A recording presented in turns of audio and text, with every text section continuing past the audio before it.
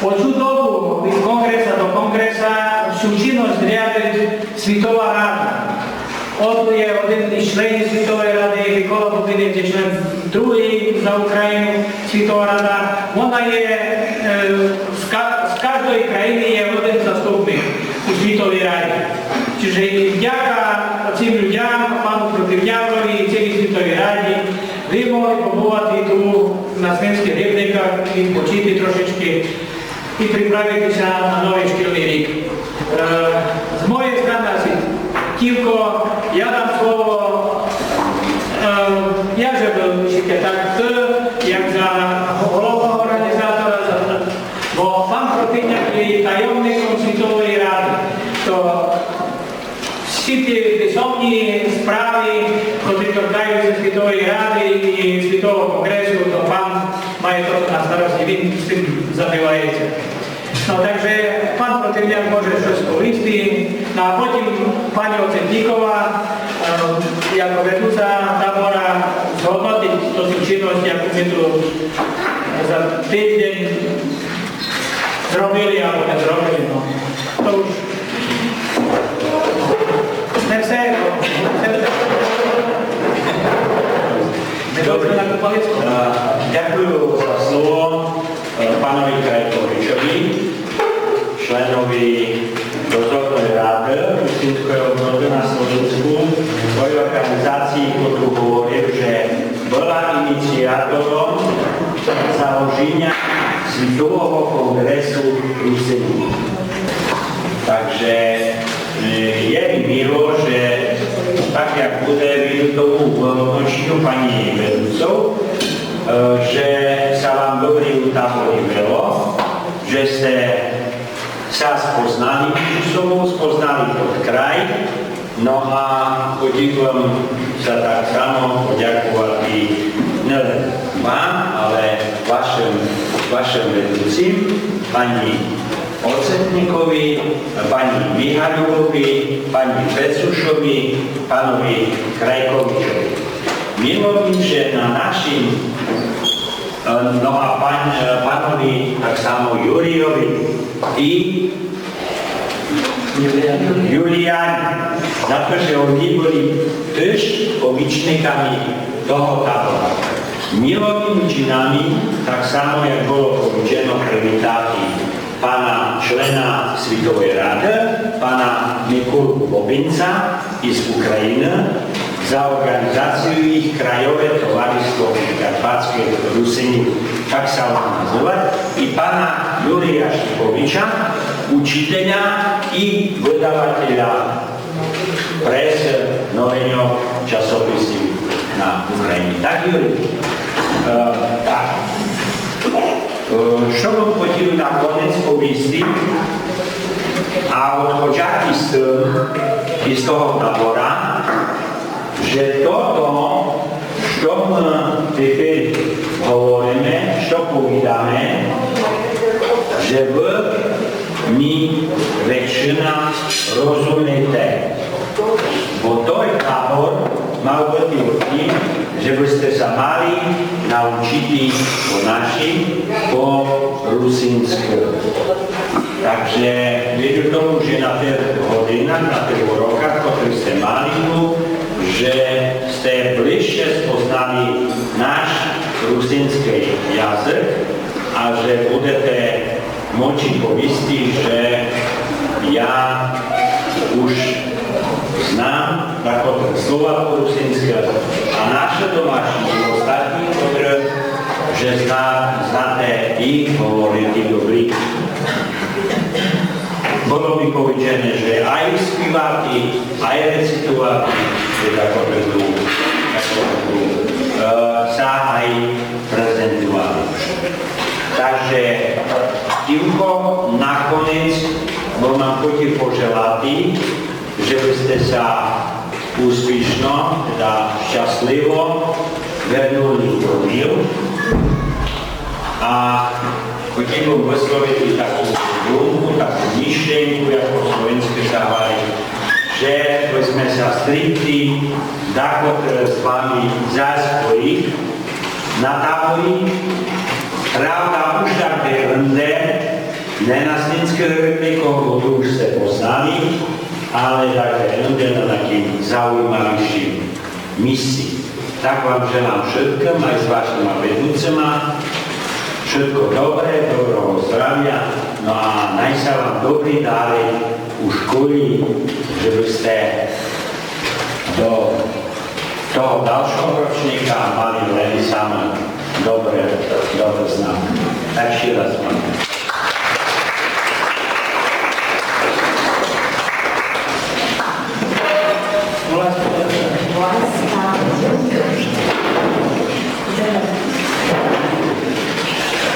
Ja nebudu tak dlho vysvetľovať, lebo ja vysvetľovala celý týždeň, vôbec sme si toho poveličali z týždeň video. Včera som tu pripravila, že som tu mala potom nejaká pána Bobrinca, máme tu Bobrincu, že máme zapleskali, prošu zapleskali.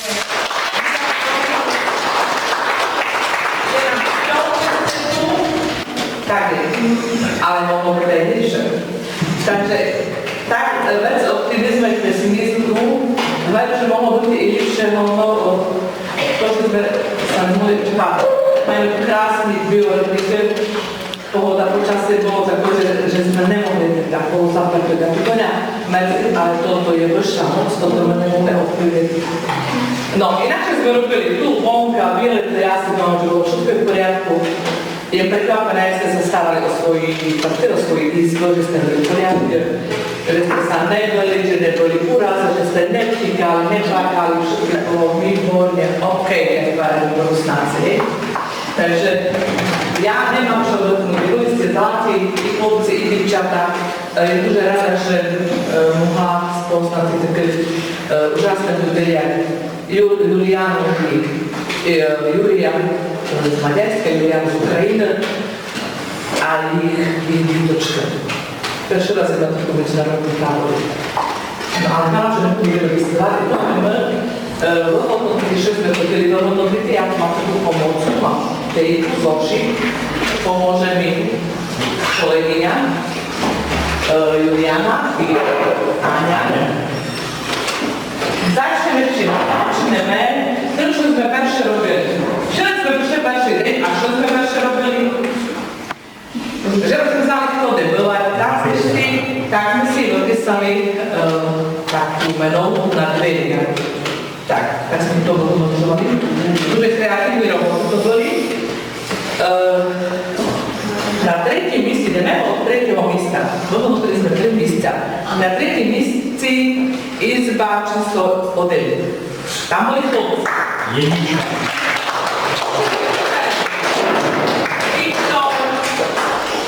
Východ je... No, poď.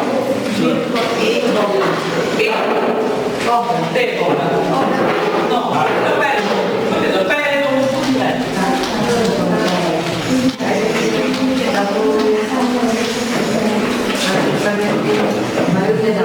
Obci, sami obci, ale namaľovali krásne. Najmä, čo sa nám ľúbila, menovka na izby číslo 5.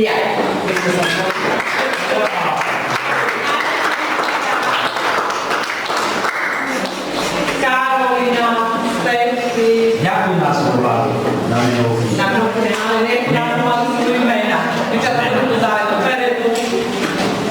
Дуже krásno to bolo.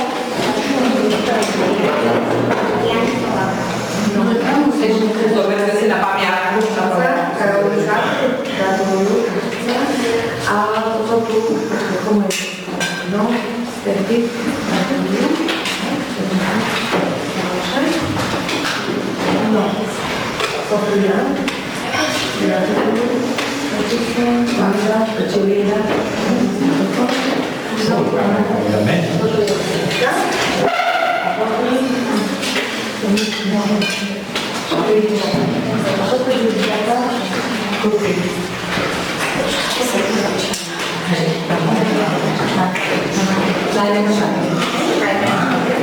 Marka dostala aj takú cenu, je najmladšia účastnička tábora z kategórie dievčat a z všetkých máme kategóriu chlopci, máme tu najmladšieho účastníka Arpino. Arpino, nech sa ľúbiť ku nám. Ale najmladší účastník tiež takú cenu na pamiątkę. Chodź tu, Artur. No. Buďte dobrí, dievčatka, staňte tak do boku, tak, sme si zrobili foto, a vy. Postav sa. Dobre. Tak. Dobre. Bosoroczkę.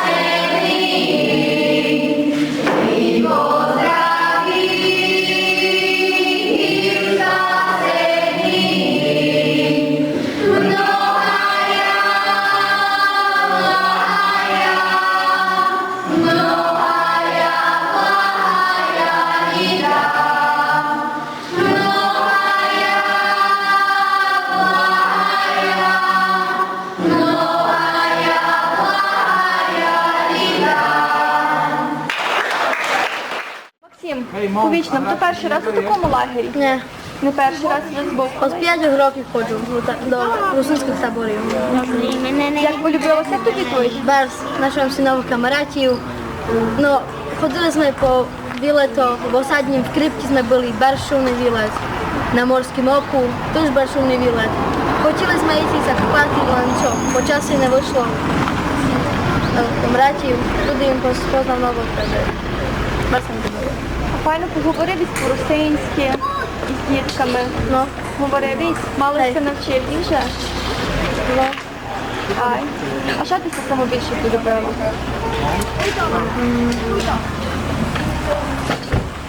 Простредie. Futbal sme hrali. Aj ping-pong sme hrali. Na ping-pongu jem skončil tretí. No a futbal sme boli do 2 družstiev. A skončil sa futbal 1-1, takže А було у нас, пані Марія була письменниця мала.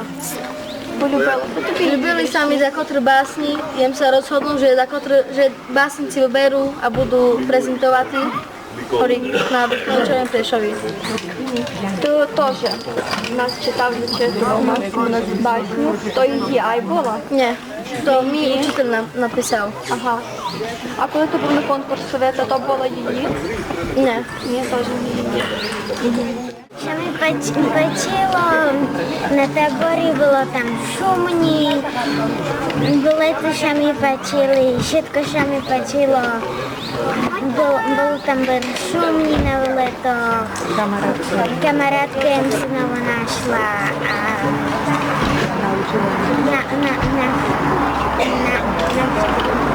навчила їм ще дещо написати по-русинськи,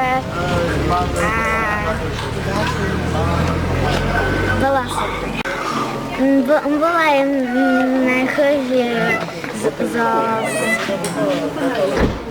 моїм сестерницем, а з моїм минулими камарадками. Я була в Свіднику,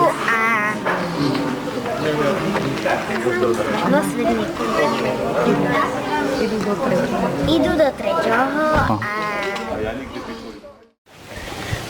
Я Юля Шипович, живу в селі Павлово, що на Подкарпатті. Тепер я студентка Ужгородського національного університету, філологічний факультет. Недавно я і ще 4 діточок з Подкарпаття відправилися у міжнародний русинський табор, що цього року був організований на Снинських Грибниках в державі Словаччині. Був він організований при підпорі Світової ради русинов, що мали грант на цей табор від держави Словаччини.